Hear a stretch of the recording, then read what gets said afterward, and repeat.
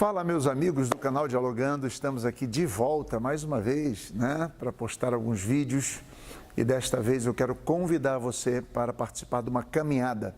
Nesta caminhada nós vamos tratar do problema do sofrimento. Esse é um livro do C.S. Lewis, onde ele trata exatamente sobre esse tema, o problema do sofrimento. Como compreender o sofrimento e como olhar e a partir de que perspectiva olhar o sofrimento. Quero convidar você a caminhar conosco, a voltar aí a fazer questionamentos, a colocar a sua opinião e de alguma forma construirmos alguma coisa que edifique as nossas vidas de acordo com o Evangelho de Jesus Cristo. Não tenho a arrogância de responder a todas as questões relacionadas ao sofrimento, mas tentar olhar com uma ótica do Evangelho aquilo que todos nós, que nos é comum e que todos nós vivemos no nosso dia a dia, que é o problema do sofrimento. Espero que nestes dias e que nestes vídeos sua vida seja de fato edificada e que você possa saber lidar melhor com esse problema, que nenhum de nós podemos negar a existência e nem fugir dele, o sofrimento. Indico que você coloque esses vídeos aí para os seus amigos e que de alguma forma nós saiamos destes momentos e desses vídeos edificados. Valeu? Grande abraço aí, vamos ao vídeo.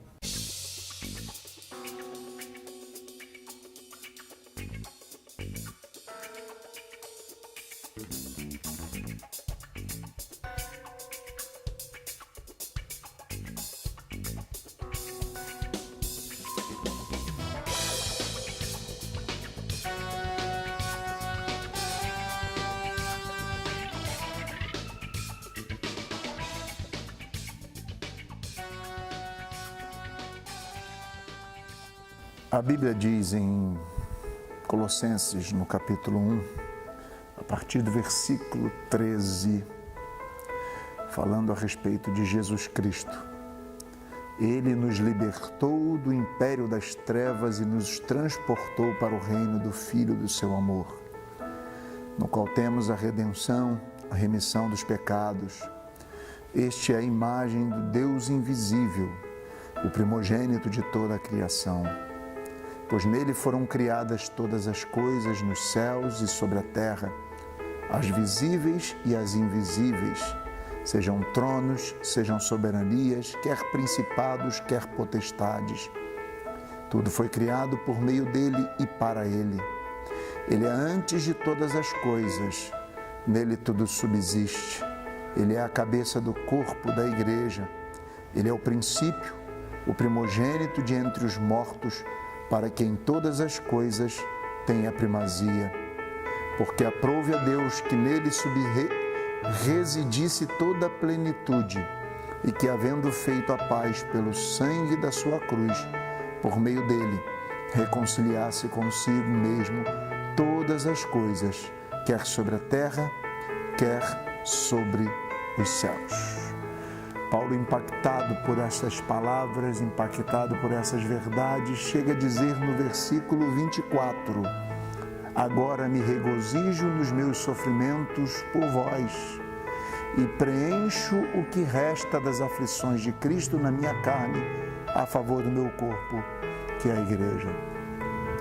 Paulo reinterpreta o sofrimento. Paulo reinterpreta a dor que ele sente, as angústias. Ele diz que chega a completar o restante das tribulações ou das aflições de Cristo. Paulo diz que se regozija e ele reinterpreta, refaz a leitura do sofrimento a partir da pessoa de Jesus Cristo. Um texto que ele escrevera e que ele define Jesus como Deus, como o Senhor que criou todas as coisas. Ele define Jesus como o Deus que é pleno.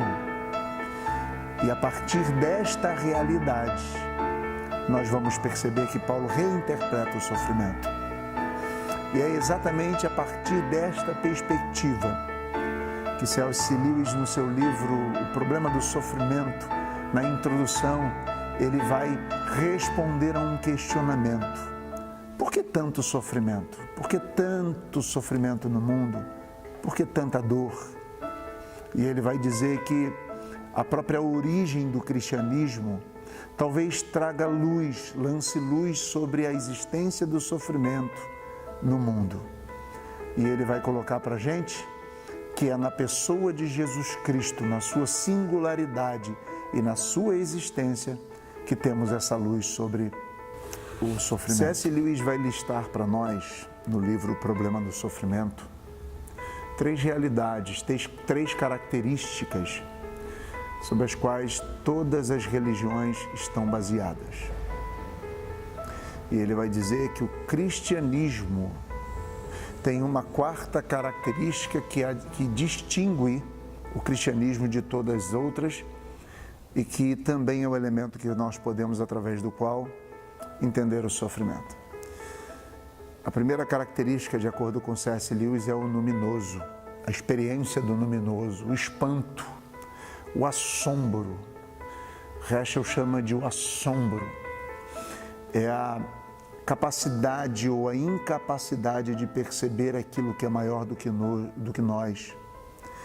É olhar a natureza, é olhar a criação, é perceber que existe algo muito maior, muito mais poderoso do que podemos perceber.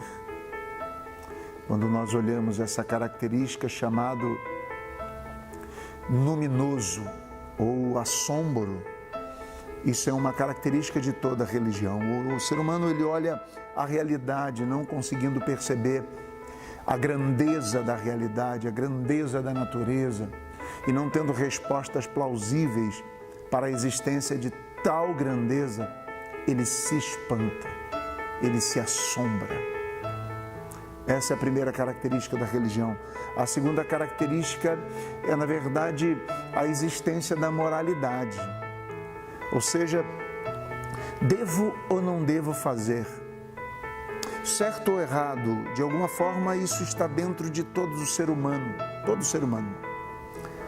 É uma resposta à ideia do certo e do errado. A moral. Moral é aquela característica que nós temos daquilo que consideramos acertado, que de alguma forma é imposta. Essa moral é imposta a nós, mas não dá para se dizer até que ponto isso acontece, porque todo ser humano é dotado de moral. A terceira característica, de acordo com C.S. Lewis, é, na verdade, quando nós entendemos que o luminoso, o assombro e a moralidade são características de uma pessoa e nós colocamos nesta pessoa, ou seja, Deus, essas 2 características. Ao mesmo tempo, aquele que nos assombra e aquele que nos diz o que é certo e o que é errado.